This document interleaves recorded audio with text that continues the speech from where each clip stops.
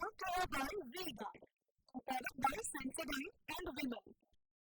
We are Zabalpur.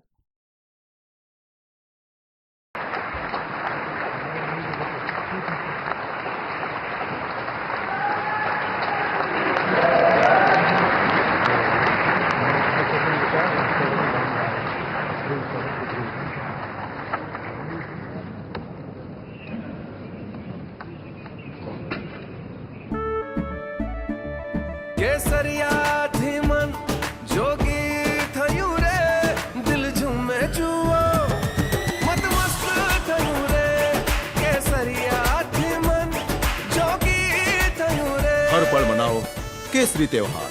विमल, बोलो जुबान केसरी।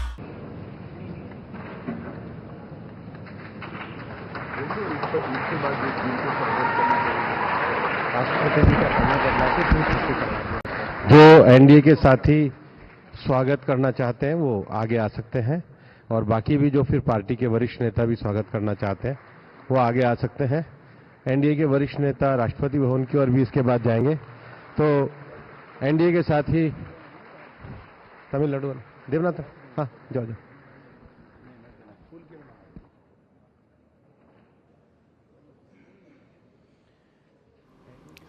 તો નરેન્દ્ર મોદીની એનડીએ સંસદીય દળના નેતા તરીકે પસંદગી થઈ ચૂકી છે અને તેમનું આજના દિવસનું આ સંબોધન ખૂબ મહત્વપૂર્ણ રહ્યું છે।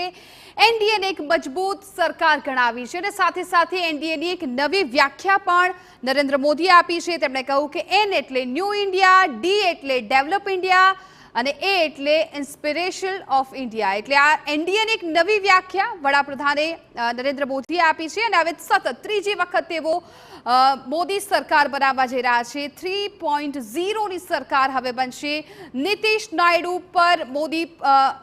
અને નાયડુ મોદી પર પણ ઓળઘોળ થયા હતા। એ તમામ આજે આ દ્રશ્યો ટીવી9ની સ્ક્રીન પર આપણે જોયા હતા। તમામ એ નેતાઓના ભાષણો પણ સાંભળ્યા। વડાપ્રધાન નરેન્દ્ર મોદીનું પણ એ ભાષણ કે જ્યાં તેમણે અત્યાર સુધીના જે વિકાસના કામો કર્યા છે એનો ઉલ્લેખ કર્યો છે અને આગળ પણ તેમની કામને લઈને શું પ્રાયોરિટીઝ છે, કેવી રીતે હવે આ એનડીએ આખું જે ગઠબંધન છે, આખું જે ઘટક દળ છે કેવી રીતે કામ કરશે।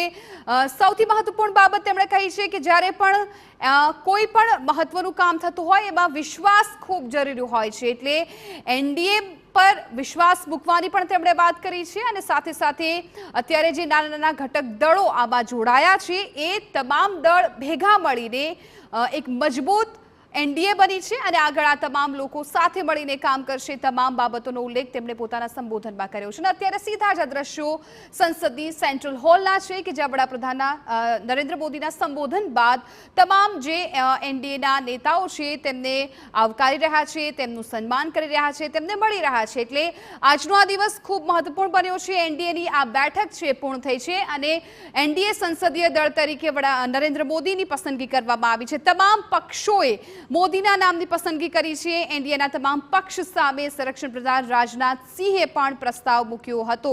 વડાપ્રધાન મોદીએ એનડીએને સૌથી સફળ ગઠબંધન છે ગણાવ્યું છે અને સાથે સાથે હવે આગામી દિવસોનો જે તેમનો રોડમેપ તૈયાર થયો છે તમામ કામોમાં આ તમામ દળોનો સહયોગ પણ એટલો જરૂરી બની રહેશે એ વાતનો ઉલ્લેખ પણ કર્યો।